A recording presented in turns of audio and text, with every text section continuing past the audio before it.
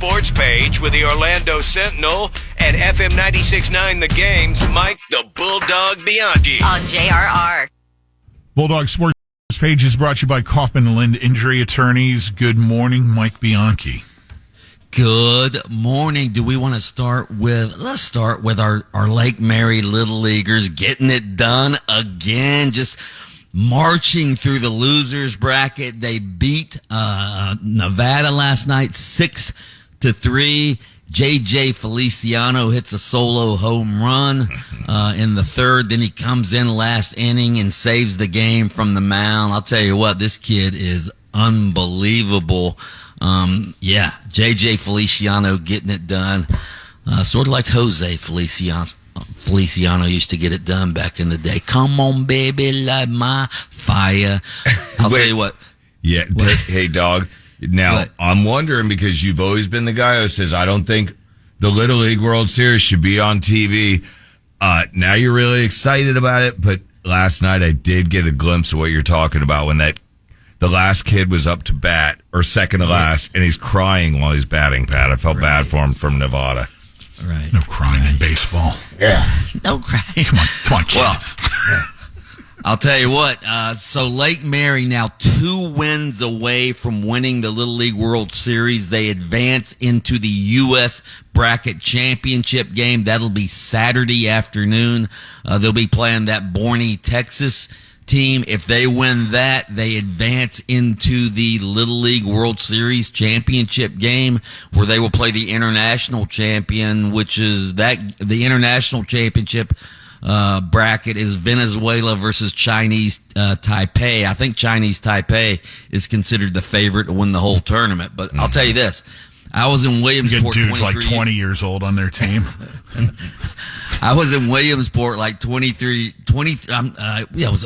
years ago now when the Apopka Little Leaguers were there. They made it to the U.S. Championship bracket. They won that game against, speaking of guys who were 24 years old, Danny Almonte of the New York team. Right. Oh, yeah. I think it turned out he was 14 years old playing in that. But yeah, they won the U.S. bracket, and then of course, they lost in the final game against Japan. I think this Lake Mary team they remind me of that Apopka team. They came through the losers bracket. I think they'll beat Chinese Taipei if they get to the championship. Got to get through Texas, who they've already lost to. Let's worry about tomorrow, man. Yeah. I know. I'm just saying. Right. They And they get have to the championship game. Both they're great pitchers, so that's a good sign. All right, hey, Bulldog, big race weekend here in Central Florida. We got the Xfinity Series tonight with the Wawa 250 and the Coke Zero Sugar 400 tomorrow night at Daytona International Speedway. That's right. Under the lights at Daytona. I'll tell you this, NASCAR's getting really interesting down the stretch. There's 4 playoff spots remaining. There's only 2 races left.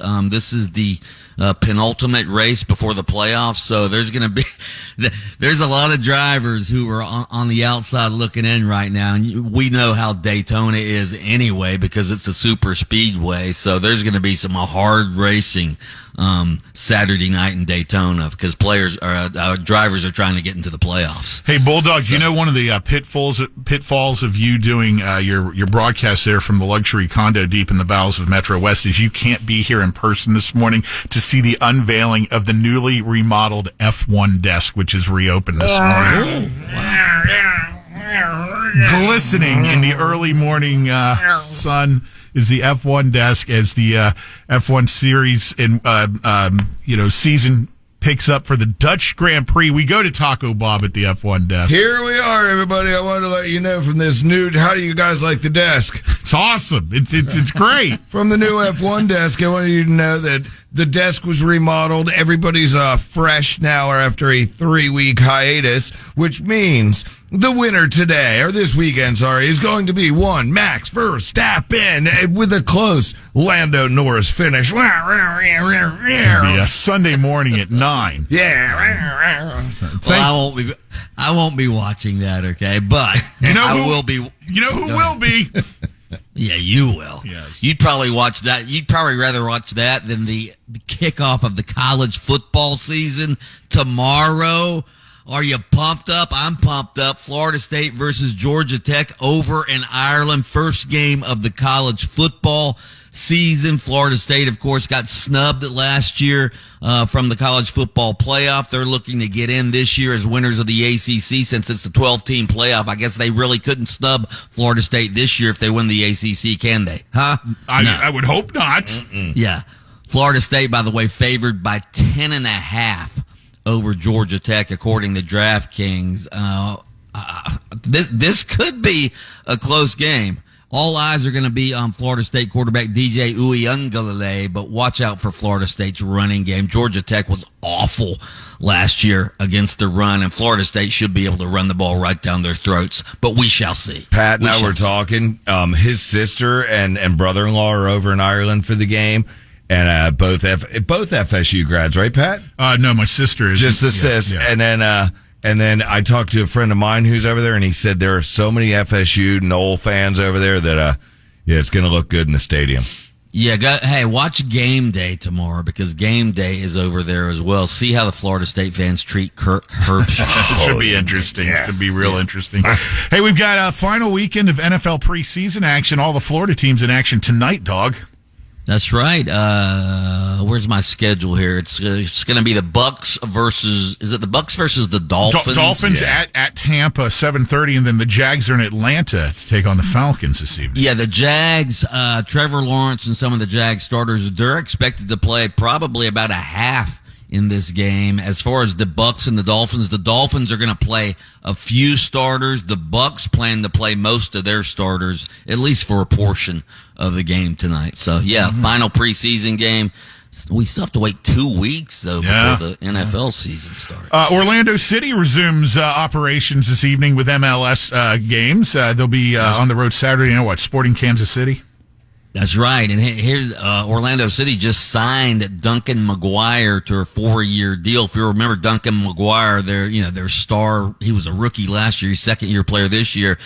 He went over to Europe, was going to play in Europe before this season even started.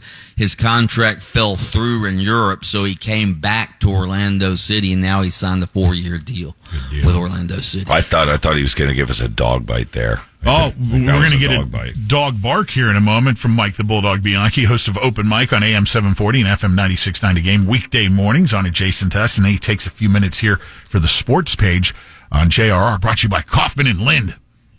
That's right. Listen to Under Oath with attorney Jeff Kaufman every Saturday morning, 7:30 on FM 96.9 The Game. You can catch extended versions on your favorite streaming platform. Lynch and Taco on the